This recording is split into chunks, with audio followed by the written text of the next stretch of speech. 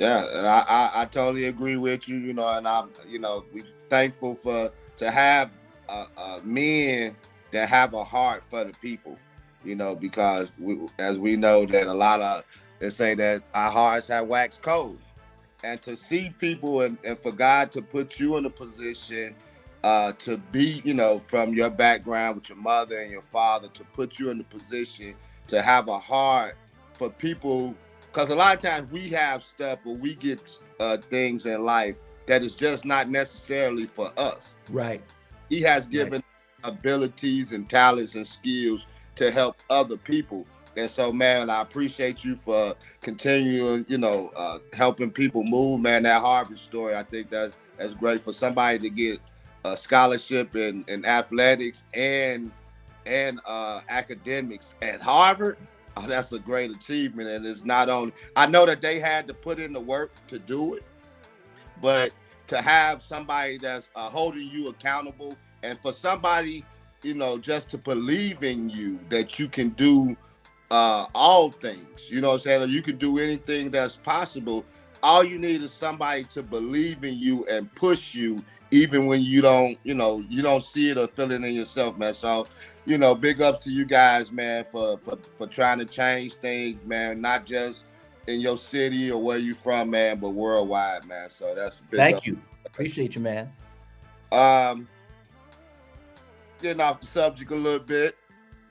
How did it feel, Eugene, Hmm. when they asked you to be featured in Jet magazine and the Black Excellent magazine, man?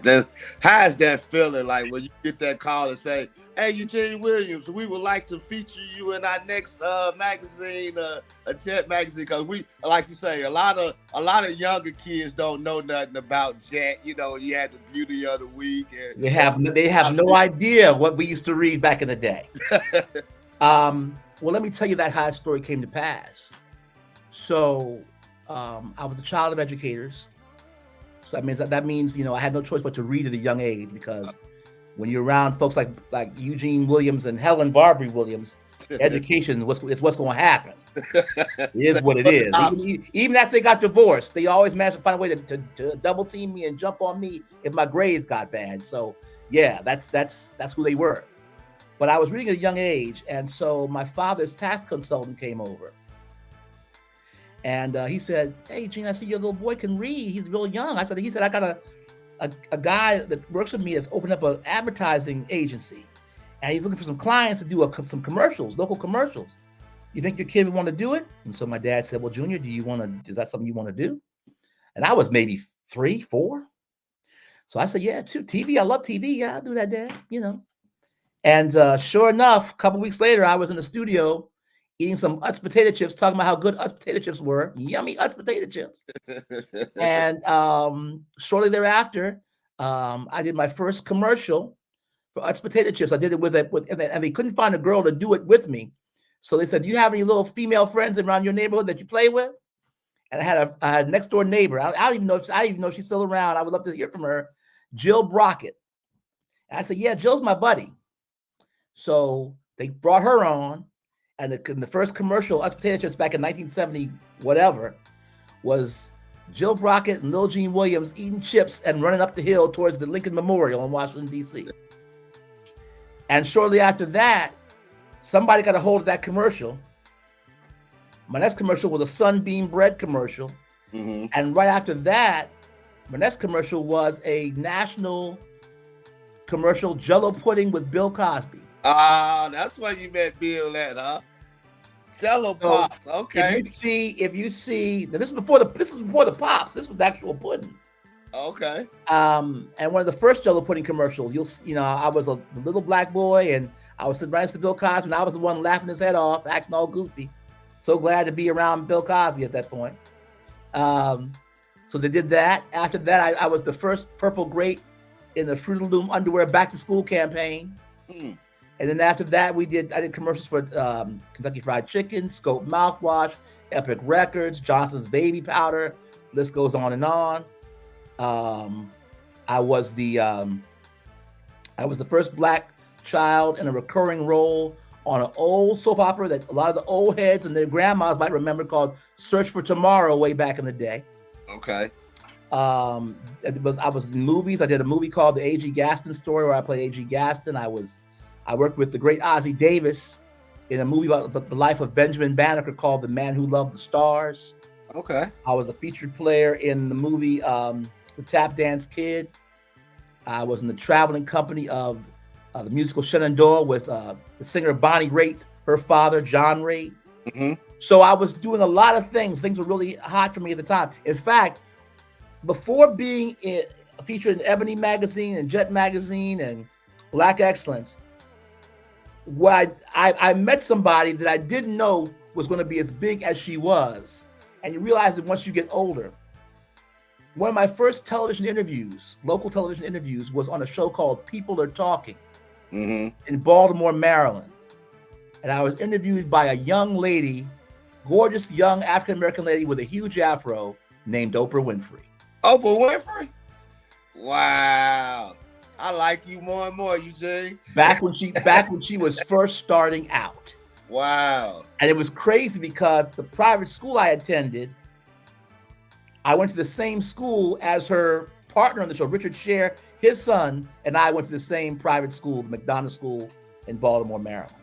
Wow. Man, hey, okay. You said that. How was it being around Ray Charles at the time at his height? It was a dream come true for me because my role was to just be the MC. It was a night of music with Ray Charles and Stephanie Mills. Stephanie Mills. And it was a dream come true for me because I love Stephanie Mills from her work in The Wiz. Mm-hmm. I grew up on Ray Charles's music all throughout my house. Yeah. On Saturday mornings, when you're cleaning up, my father's favorite song was Hit the Road, Jack. Hit the road, Jack. Don't you come back no more. In fact, when I got in trouble, I used to say, son, hit the road, Jack. That meant go to your room. Hit the road, Jack. Don't you come back no more. But no, it was just a beautiful time. Yeah. At a time when it was that first push for African Americans in the media. So that was around the time, we had the shows like I Spy with Bill Cosby, the shows like Julia with Diane Carroll. We had all of these local newscasts. You started seeing people like Max Robinson and Jim Vance and Ed Bradley being anchors on the news back in the 70s. So it was a really kind of a golden era in terms of Black people making positive moves in the media. That's the same time we had the shows. We had the Sanford and Sons and the Good Times and the Jeffersons of the world and all that good stuff. Okay, Richard Pryor, coming up in the 70s at that time. Yeah, I mean, so it was an exciting time, and to be, first of all, let me just tell you how funny my life is sometimes. Bill Cosby has had his issues that have been well documented. Yeah. But as a person who's been in the commercial with the first Jello Pudding commercial, I'm forever connected with him. Mm-hmm. But guess who was on the cover of the Ebony magazine that I was featured in? No other than Bill Cosby. No. Guess who's on the cover? I'll give you two guesses. Okay. Oprah? No. Richard Pryor? No. Okay. It was 1976, and the person on the cover of the Ebony issue I was featured in was O.J. Simpson. O.J.? O.J., the Buffalo Bills O.J. Buffalo Bills O.J. Okay. Real O.J. Now, Back when O.J. was a beast on those gridirons. Oh, yeah. I can't take nothing away from his playing skills. Right. So, it was just it was a different world. Pardon the pun. It was a different time. So I see what you're saying, like connection. Like you will always be connected to Bill Cosby because you was in the commercials with him. And it just so happened that in the magazine article that you were featured in, O.J. Simpson was on the front cover of it. But you know what? The lesson that taught me was a valuable one. a lesson I kind of already knew, but it was confirmed for me later in life. And that is to always be humble and to always appreciate the blessings that you have while they're there, because you never know the twists and turns that life has for you. Mm-hmm. And maybe, in 1970, you were on top of the hill. In 1990, they might not want to know your name anymore. Yeah. And so you always have to remain humble and know whose you are and who you are. Mm-hmm. And you'll always be in good shape if that's the philosophy you keep in the foremost of your mind, in the front of your mind. Well, that goes back to like what we were talking about earlier about with the students and everything, that you can have talents to do this and that, but then sometimes those talents don't take you to where you got to go. But you kept this, and like you say, with the things that your mother, excuse me, and father instilled in you, the educational part, they couldn't take that away, and that has propelled you to even greater heights than maybe where where you were at. Because sometimes we may want to do something, but it's not what we want to do. It's what he has sent us forth and has designed for us to do. And it's about finding your purpose, and when you begin walking in your purpose, then you have more fulfillment in life. Because I was just telling my mother this the other day, because your purpose remains the same. The assignments change within the purpose. And you being a school teacher, because I brought that up. I said, it's just like, okay, I said social studies, but let's just say English, since you was an English teacher. English, you're going to come to class every day. But every week, you'll have a different assignment, but the purpose remains the same, for you to perfect yourself and pass this English class. And I believe that's how life works too. Once you find your purpose, you always going to walk in your purpose, but there are going to be different assignments within the purpose. And I think sometimes in life we get that confused. I love that way of thinking. That's absolutely true. That makes great sense. That makes sense to me.